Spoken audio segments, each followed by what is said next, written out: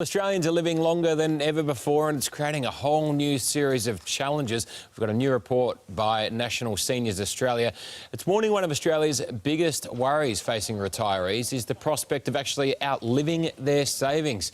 So what happens if your money runs out before you do? Well, Nine's finance editor Ross Greenwood joins us for more on this now. Ross, life expectancy, that increasing is always a good thing, but it's having a real downside for super accounts. Well, living longer is better than the alternative. Exactly. That is the truth of it. So, the really interesting thing about this is that if you go back even into the 1970s, the life expectancies for men and women were in their 70s. So we can see here how it's actually grown. And so these days, at birth, a female can be expected to live in Australia until about 84 years, a man about 82 years, but even that gap is narrowing. But the truth is, by the time you get to your retirement age, and remember that is increasing as well, if you get to 70, then your life expectancy has jumped out for women probably into their late 80s now, for men into their mid-80s. Now contemplate that you are a 20-year-old, finishing university, going out into the world. You might now have a situation where that 20-year-old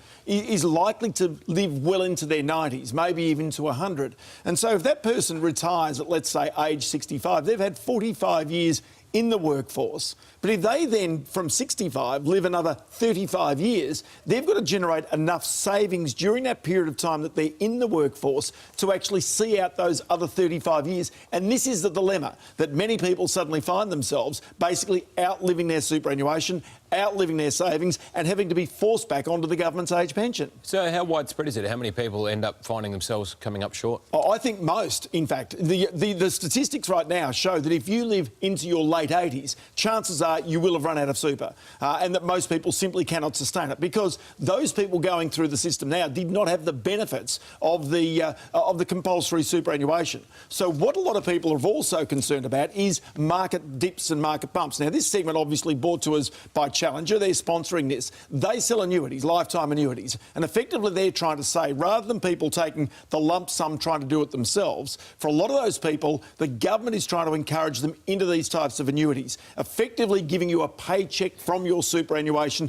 that lasts you throughout your life. And so as a result, you get certainty. Now, the issue here is, of course, a lot of people want to go on trips, they want to buy cars, they want to do up the house, whatever it might be, when they retire. And of course, that might leave less money to try and generate the income. But this guaranteed income is you get the sense, the way the government wants people to go, and the way that a lot of people these days want themselves to go, to make certain their money does not run out necessarily. For a long time, we've been debating whether or not the super contributions from employers will be going up to 12%. Yeah. It keeps getting pushed back and back and back. Well, this is the subject of a review from government right now. So they've announced this review into it. It's controversial as well, because one of the points is whether Australians right now with low wage increases can afford to put more away into superannuation. It's legislated that it's going to increase from 9.5% of your pay to 12% of your pay. But somebody's got to pay for that. And that's money that actually is put aside for the future that you don't get to spend now. And again, this is also part of the argument about whether, in fact, Australians really will have enough in their retirement as compared with whether they've got enough now with their cost of living pressures. So this is really this argument about Australians are living longer, so they need more money. If they don't have the money, they go back to the government, and the government doesn't have enough money. So this is a fundamental problem of simply not enough money slushing around the economy.